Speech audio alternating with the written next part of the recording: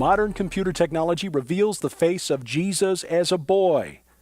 Welcome to Skywatch TV News for May 5th of 2015. I'm Derek Gilbert. That's the claim, anyway, by the police in Rome, Italy, where the scientific department there has taken software developed to artificially age photos of mafia bosses who've been on the run for years and used it to reverse the aging process on the image captured on the Shroud of Turin, which is currently on display in Turin, Italy.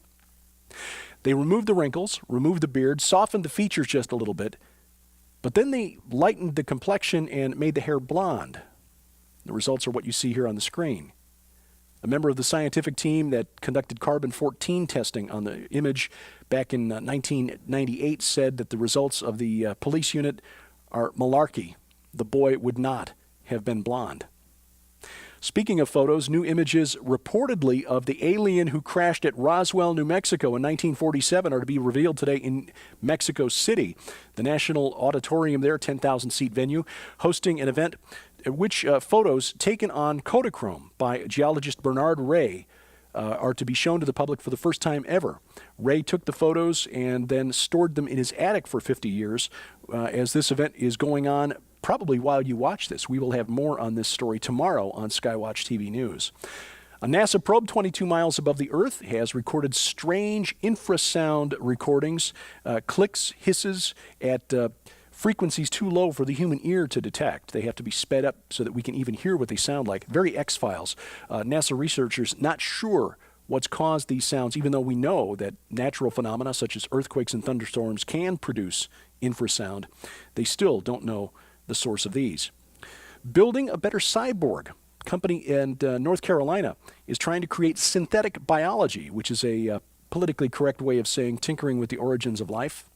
They hope to cross human genes with semiconductors to create living computers. The company is Semiconductor Research Corporation, Research Triangle Park, North Carolina.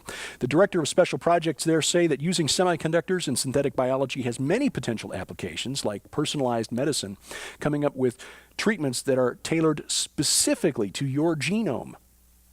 Now, there is a flip side to this, the dark side of this technology, as discussed or described in the novels The Ahriman Gate by Tom and Nita Horn and The Armageddon Strain by my wife Sharon Gilbert.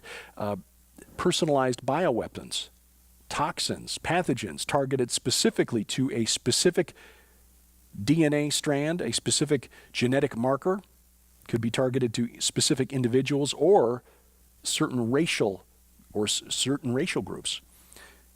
The other question, looking at this through a spiritual lens, this mixture of human genetic material with semiconductors, computer substrate, could this be the process that ultimately results in the animation of the image of the beast?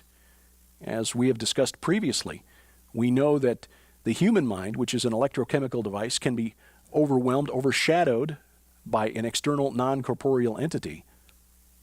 What happens when you mix human biology with technology and create an artificial electrochemical thinking machine?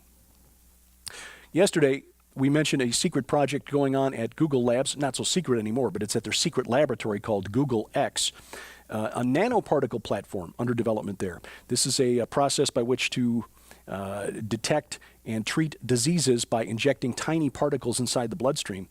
The question I should have asked yesterday and did not, is it significant that this type of research on extending human longevity is being conducted by the most powerful technology company on the planet, a company whose engineering department is overseen by Dr. Raymond Kurzweil, a man credited with popularizing the concept of the technological singularity, that moment at which human capability, enhanced by technology, exceeds the limits of our biology. A man who believes that humanity will achieve immortality through technology by the year 2045. And furthermore, that mankind's ultimate destiny is to become one with the cosmos. This is high-tech oneism. Oneism, a religious belief system discussed in depth by Chris Putnam in his book, The Supernatural Worldview, the idea that we are all one with the cosmos, one with each other, and that we have lost our way. We think we're separate individuals, but in fact part of a greater whole. It is the dominant religious view on earth, and it is seeping into the Christian church unawares. for the most part.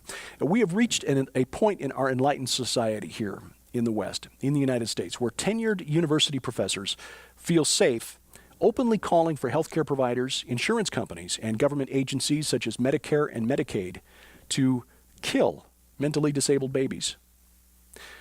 Princeton University bioethicist Dr. Peter Singer said in a recent radio interview that such actions are reasonable. Now, this is not a new idea to Dr. Singer. He's been arguing for years that parents should have the right to terminate their children up to the age that they reach self-awareness, up to about the age of 2. In other words, abortion postpartum.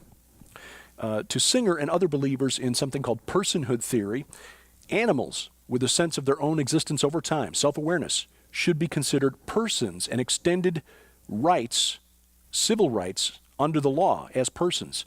Personhood theory would also suggest that newborns and people with severe cognitive disabilities, genetic disabilities perhaps, or severe head trauma, would not be considered persons and thus not entitled to protection under the law.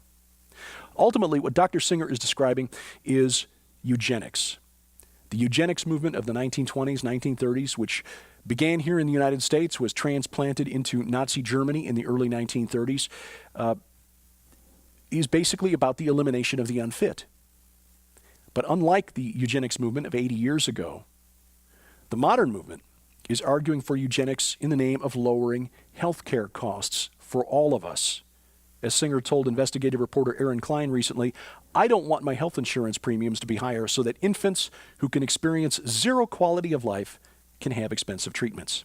So if and when Obamacare morphs into a single-payer government-run healthcare system, this will be the result of the United States transforming into a post-Christian society. When we eliminate unfit newborns on the basis that they have no quality of life and aren't really persons because they're not self-aware, the next cost center to eliminate will be those on the other end of the age spectrum, those useless eaters who can no longer contribute productively to the economy or to society. You see, when human life is valued by quality of life, or by our potential economic output, or by whether we are self-aware, rather than the intrinsic value granted to us simply because we have been created by God in His image, His imagers, His agents, moral agents over the planet Earth, you and I are just one serious accident away from becoming compost. Yesterday, we discussed the Islamic attack, the violence at Garland, Texas, an exhibit of cartoons about the Prophet Muhammad. ISIS has now officially claimed responsibility for this attack, but they've offered no proof. Now, last night, was having trouble sleeping due to some back pain, pulled a muscle as we moved stuff over to our new home. I stayed up, decided to read a book until I got sleepy, and unfortunately, I picked a book that kept me awake. It's a disturbing book, a novella really, a quick read, about 2-3 hours, by Dr. William Forstchen called Day of Wrath. Now, this describes a nightmare scenario, and he does it well. He's a military historian by training.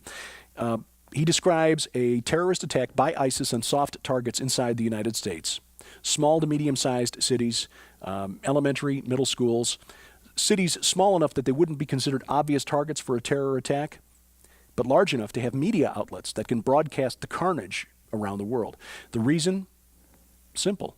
Create fear, terror, maximum reaction for a relatively small group of terrorists crossing the border. And the problem is that this is a plausible scenario. The carnage described by Dr. Forstchen is not the product of his imagination, but based on real events that ISIS has been responsible for in the last year and a half or so in places like Syria, Iraq, Afghanistan, and elsewhere. A disturbing fact, too, about the porosity of our southern border. In fiscal year 2014, some 475,000 people were captured by law enforcement, Border Patrol, crossing the Mexican border illegally to get into the United States. Of those 475,000 people, more than 253,000, more than half, were classified as OTMs, other than Mexican. Now, rather than coming from Central or Southern America, the largest groups of OTMs came from places like China, Albania, Turkey, Pakistan, Iraq, Syria, and so on. It's a real plausible scenario, a disturbing one, and one we may confront all too soon. One final note, kind of an interesting story. Consciousness, now according to a physicist at MIT, consciousness may actually be a state of matter. It's a new way of looking at our ability to think and discuss life, the universe, and everything. Physicist Max Tegmark of MIT suggests that consciousness is the result of a particular set of mathematical conditions, and that there are varying degrees of consciousness, just like different weather conditions create varying degrees of water vapor, rain, snow, ice, and so forth. Tegmark calls this new state of matter perceptronium. Perceptronium. Now, it sounds like something from a 1950s science fiction movie, but since neuroscientists haven't figured out where consciousness resides in the human mind, maybe the physicists deserve a shot at it. The question, though, that comes to mind after having read Chris Putnam's book, The Supernatural Worldview, how does perceptronium explain out-of-body experiences or non-corporeal entities, what you and I would call demons? Here at Skywatch TV, we depend greatly on your support, and we do appreciate it.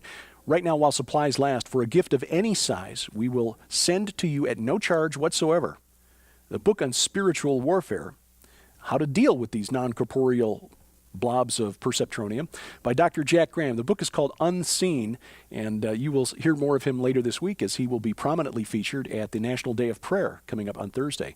Again, for a gift of any size to Skywatch TV, we will send you a hardback copy of this book at no charge, and instructions on how to donate to Skywatch TV are available at our website, skywatchtv.com. Coming up tonight on the Christian Television Network, it's part 4 of our 5-part series on the research behind the forthcoming book On the Path of the Immortals by Chris Putnam and Tom Horn. That will air at 8:30 p.m. Central Time. That's UTC minus 5. That is DirecTV Channel 376, Dish Network Channel 267, and the Glory Star Satellite Channel 117. Now, if you don't have a satellite TV package, you can watch it live online as it streams.